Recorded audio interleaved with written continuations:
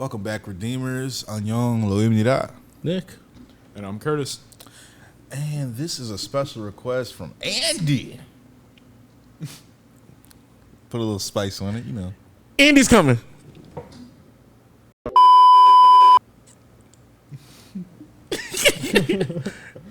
He left. Spike's here. All right. But no, this is Star 1117. Let's get into it. It's a live performance.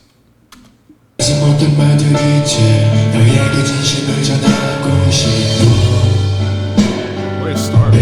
Thought that was a hickey at first.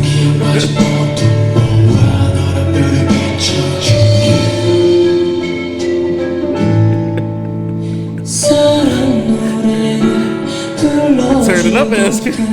사람이 생겼다는 거 밤하늘의 뜻 별 바라보면 생각나는 건가 봐요 그대를 떠올리며 나의 하루를 보내는 게 내게는 가장 큰 행복이죠 별이 변하게로 와요 Looking for stars, looking for love 그대는 나만의 별 언제나 그댈 빛나게 해줄게요 Forever you're my own Looking for stars, looking for love 어떤 슬픔도 올 수 없게 언제까지나 그댈 지켜줄 거예요 Forever you are my star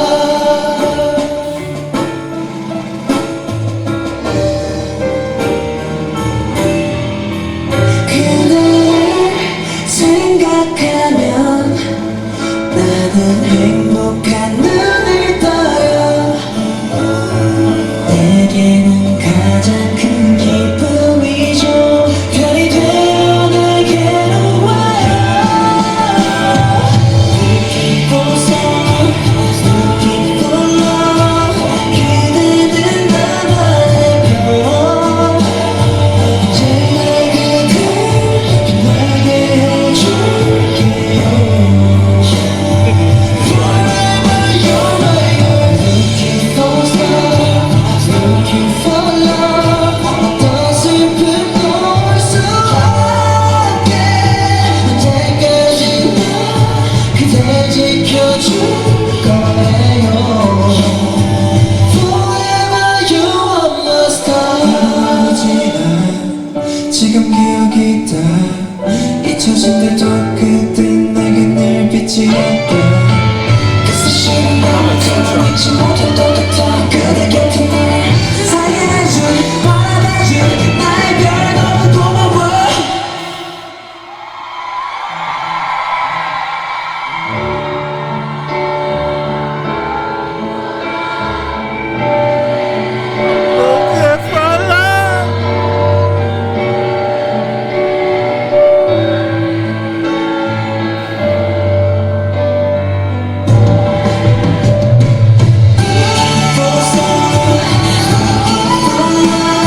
그대는 나만의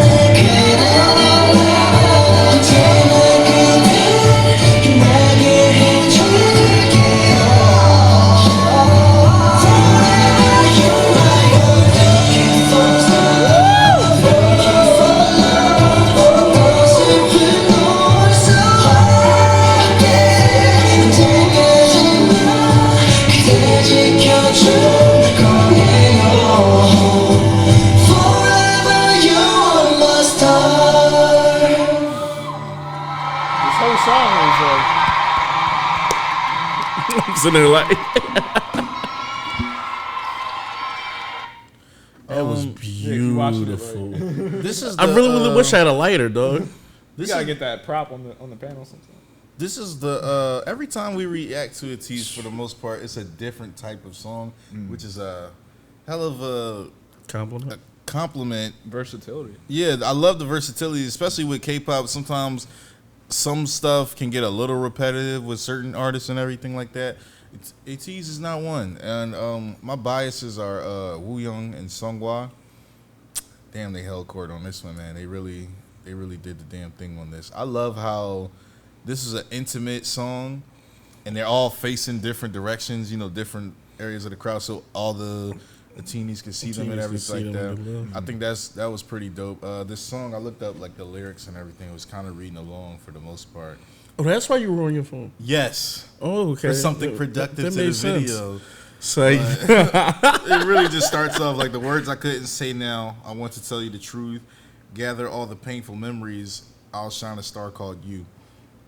Let's see. I want to sing a love song that there is a person. Look at the stars in the night skies. I guess you speaking about that. So it's pretty much like, somber, remorseful kind of song, but not overly sad, but just more so like longing for someone and everything like that. and that's kind of what I gauged without even having to look at the lyrics, was just kind of fuck me, right? a ballad that probably was going to use stars and space kind of maybe as a metaphor to loving and stuff like that. The distance you are from someone and just things of everything. that nature probably for that. And I think this is the first time we've seen them like not doing choreo, just actually just sitting there doing a more intimate setting, because we're used to them kind of almost just being performers as well as like amazing vocalists and rappers. So I thought that was different and unique to finally see them sitting down, because we all know, like, especially groups like ATEEZ, they work so hard. It's good to see them be able to kind of just chill and be a little bit more intimate and just dive into their bag. But yeah, I didn't mean to step on you. No, I definitely appreciate it from a vocal standpoint. They carried. Sitting down and just kind of belting and getting your singing on, because I think that's what really differentiates some artists from others, the ability to sing versus sang. Yeah, to really hold your own vocally and everything like that. Taking us whether to it's church. belt notes, flow in and out of cadences and everything like that. So this is pretty dope. Like I said, nice little intimate concert. Nice little intimate performance. Yeah, the reason why it is hard for me to like find a bias so far in here is because they always like equally carry. And then just kind of like the versatility. I feel like it's a group with kind of all visuals as well. So it's unfortunate that they all seem so uber talented that it's hard for like a standout to happen so far with me. Maybe I'll probably start diving back into older videos, because Promise was on repeat like always for me. And I'm always playing like Fever from them, and then I was playing Hit It to the Beat like last week and stuff. It's Take Me Home and Promise. Yeah, also a Precious. Oh yeah, Precious. Don't get me Wonderland. started. No, Wonderland, Treasure might. It's hard. It's gonna be Turbulence. between The real. Promise, Take Me Home, and Treasure. It's between them three for which one is my favorite. Because anytime I hear them, it's just like, yo, it might be Take Me Home though, because that sax solo at the end.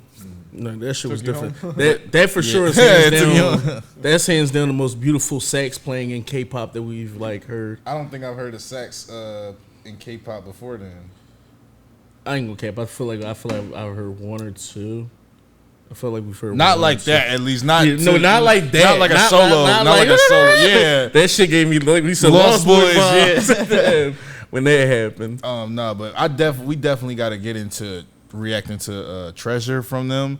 That, especially the Smooth and Harmonies version. That shit is so dope, bro. Like the way they harmonize together is unbelievable. It's dope that like the Redeemers requested like these live performances. So I definitely want to get into more live performances from them. After, like I said, the stuff clears up and we're able to do Kingdom, I can't wait to see like all those groups just battle each other in their choreo battles. But I kind of a little sneaky, but I kind of can't wait to see like that happen with just them and all the other groups, because I've learned that after looking at variety shows and watching survival shows and everything, whatever love you have for that group only quadruples or goes into more once you get to see like them really getting into their shit, because I can only imagine what they like they set up for their dance practices and everything, or like, and then just them behind the scenes with a lot of stuff. So I'm real hyped for all that, and I like this. Yeah, this was extremely, extremely beautiful. Honestly, I don't really think there's quite any other way I can really put it. I loved everything about this performance in general. Like, I thought just the aspect of, them just being able to purely just sing, and the intimacy of the setting, and them, all being spread out through like the various areas of the stage and everything like that, to be directly as close to one aspect of the crowd, or one section of the crowd, I should say. It was beautiful. The notes they were hitting were just so beautiful, and it's like, we know they have an incredible rap line and everything as well. We know their choreography is incredible, and it's just like, this is just a facet where if they only played in any of those lanes, they'd be successful in each of them. And that's something I never want to overlook with an artist or with a group is, when they're uber talented, as you say, but in all those lanes, to where if they only did one of those lanes, they'd crush it, but yet they do all of them. So it's just the talent and hard work for sure. And at elite level. Yeah, at such an elite and level. at elite level. Like these vocals were just absolutely beautiful. They crushed it, and even not towards like the higher notes, but the more, when it was at a more calm register in the earlier aspects of it, equally as beautiful to then take it to the levels that they did with each of them. I mean, there was several. I can't say exactly who hit each note. I'm not quite there yet, but like they kind of were like layering the vocals a little bit at the end too, between each other, or they were like doubling up on each other's. And it was just, it was such a beautiful experience for sure. Like, I can't imagine, having, if anyone was like in that crowd or anything like that, or what that experience was like.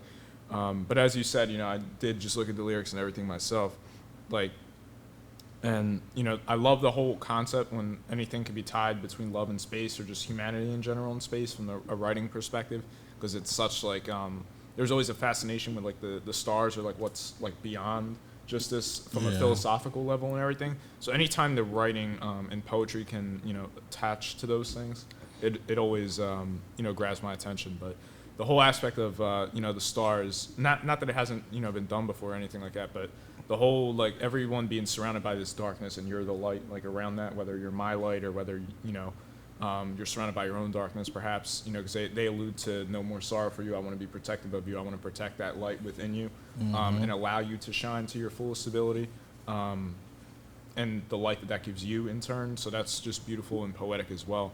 But the thing that really made it kind of hit much more, I would say, for me, was the crowd setting of everything, because you get the candle lights or the phone lights or whatever, and it does look like stars when the camera is focused on them, and then the blur, the rack focus sort of the crowd surrounding them looks like the stars.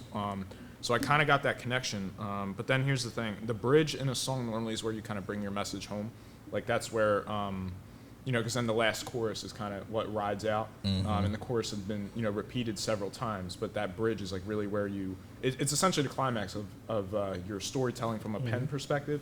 So at the end of the bridge, it says, well, I will never forget those days, to you, the star that always watched me. So it's like, you protected me, now I'm going to be there to protect you. But that bridge was like the tying the bow around the message, and the last chorus is where they all kind of belt those incredible high notes. So what I'm thinking is that was specifically a message to the ATEEZ, like saying like, you protected me with everything that we were going through as a group or whatever, and that now we're here to kind of protect you, adding to the intimacy of the setting and everything like that. So that's at least the vibe that I'm getting from it. Correct me if I'm wrong in the comments or anything, but it's certainly carried that message for me. And if I was someone who had known their whole journey, whether it be through Kingdom or any of these other performances, their stories, backstories, all that stuff, a moment like this, like, I can't imagine the resonance that a moment like that would have. So if you had followed them from the beginning or anything like that, or just caught up and then saw this performance, I'm sure it's arguably like a top kind of performance or emotional moment with the group for anyone out there. But no, this was amazing. Yeah, it's definitely given that. Where even if this was your first time watching one of their live performances, this definitely oozes. This might be a top 5 emotional performance so far. Now, I could be wrong as hell, but it's kind of giving that energy. I can't wait to get into more stuff. That's kind of just where I'm at with them. Absolutely. They're already kind of goated on this channel. They're in everybody's top 5. So at this point, I'm just wanting to see some more stuff. And I'm pretty sure once we get in the Kingdom, once we get into like a bunch of other stuff with them, we'll be able to kind of get that. So, Lo, anything else with it? You good? All right, we're good. Yeah, man. You know the vibes, man. Like, comment, subscribe. #Redeemers. Let us know what other ATEEZ performances we need to be jumping into. Andy, thank you for this. Thank Love you. you guys to death. Love y'all.